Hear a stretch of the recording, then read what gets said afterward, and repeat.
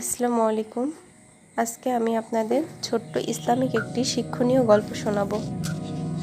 সমুদ্রের মাঝখানে এক জাহাজ প্রচণ্ড ঝড়ের মধ্যে পড়ে লণ্ডভণ্ড হয়ে গেল। সেই জাহাজের বেঁচে যাওয়া এক যাত্রী ভাসতে ভাসতে এক নির্জন দ্বীপে এসে পৌঁছালো।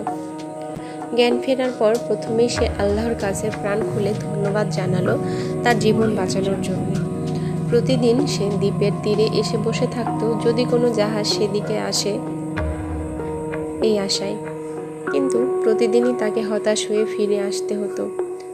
এরই মধ্যে সে সমুদ্রের তীরে তার জন্য একটা ছোট ঘর তৈরি করে ফেলল। সমুদ্রের মাছ ধরে এবং বন থেকে ফলমূল আহরণ করে সে বেঁচে থাকলো। এরই মধ্যে সে একদিন খাবারের খোঁজে বনের মধ্যে গেল। বন থেকে সে যখন ফিরে এলো তখন দেখলো যে তার রান্না করার চুলা থেকে আগুন লেগে পুরো ঘরটি ছাই হয়ে গিয়েছে এবং কালো ধোঁয়া আকাশে ভরে গিয়েছে।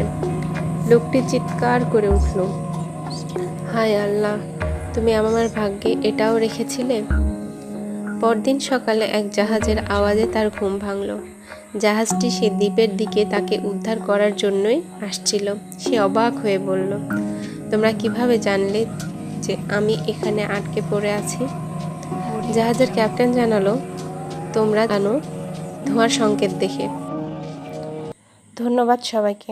যদি গল্পটি ভালো লাগে তো এরকম আরও গল্প শোনার জন্য অবশ্যই আমাদের চ্যানেলটি সাবস্ক্রাইব করবেন।